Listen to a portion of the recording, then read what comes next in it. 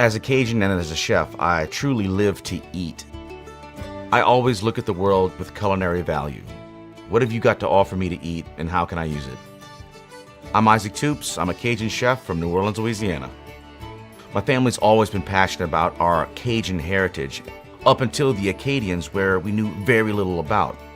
In the 18th century, the Acadians were exiled by the British to South Louisiana. I decided to travel 2,000 miles to Nova Scotia to find out more about my culinary ancestry and what it means to be an Acadian and now a Cajun.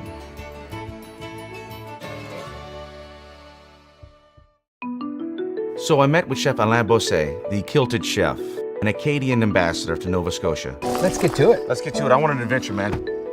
We're going to take you to Grand Pré National Park, show you a little bit about your ancestors. I've arranged for you to go to a local winery and to a local brewmasters to have some good beer. Oh, now you're talking. When you come back to my farm, I'm going to take you to the farmer's market, take you to my favorite purveyors, and we're going to do an Acadian chicken fricot, cooking together. Yeah. Acadian meets Cajun. It should make it fun.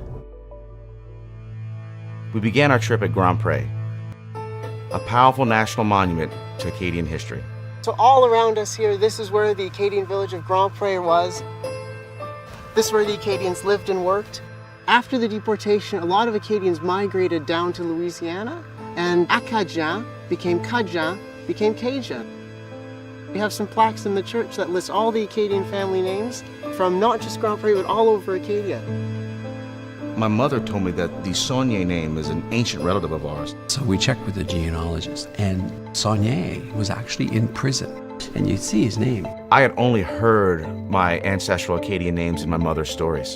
To actually see their names on the plaque at Grand Pré really kind of drove home the point that I am an Acadian. Al, thank you so much. Hey, likewise. Please, please, please try some of this amazing food in Nova Scotia, and I'll see you in the kitchen tomorrow. See you tomorrow, man. I enjoy talking to anyone who is very passionate about their craft. This is a really fun time to be in the vineyard because things are starting to ripen. Deliciously sour.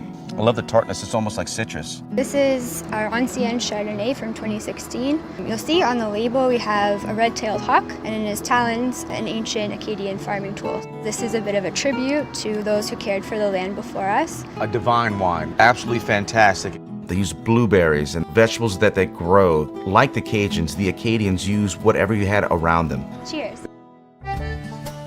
No tour of a new city is complete without the tour of the local brewery. The malt that we use is from the region. Acadian spruce beer used to be made here. Oh, really? So this is like a heritage beer? Yes. Spruce beer is a great example of using what you have to make what you want. We have spruce, I want to make beer. Why can't I make spruce beer? Wow, not only is that good, that's great. Daniel, salute. Salute. To you and your brewery. Thank you very You do a much. fantastic job. Hey, this is our first stop, Lakerman Farms. The reason I picked the fricot is because it's an Acadian staple. Chicken fricot is, for all intents and purposes, a good chicken stew. But instead of the roux, he adds potatoes to thicken it out. We've got our carrots, we've got our potatoes, we've got our onions. Put a couple of these jalapenos, maybe? That's basically as traditional as it gets. Chicken fricot, I like to call it the birthplace to gumbo. Wow, look at that. So we're gonna cut this in chunks Uh-huh. and add that to our fricot. Can't go wrong. No, no, no, no. Oh, this is nice. Yeah, welcome to the farmer's market in New Glasgow. Free range what from the a farm. marvelous meat counter you have. Let's take one of the big chickens. Let's do one of the big chickens. I think the flavor is gonna be awesome. Yeah. Oh, Thank you, my lady. that is beautiful. Wow, I think it's fricot time. Let's go cook. Using chickens from the farmer's market and vegetables from a garden really truly exemplifies what it means to cook from the land. Let her drain.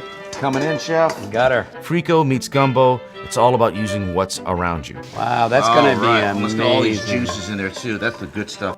A true Cajun-Acadian crossover. We're gonna do lobster on Acadian biscuits. Bringing you here to Nova Scotia and not feeding you any lobster, it's somewhat sacrilegious. Well, let's not be sacrilegious. Fricot gumbo. Fricot gumbo.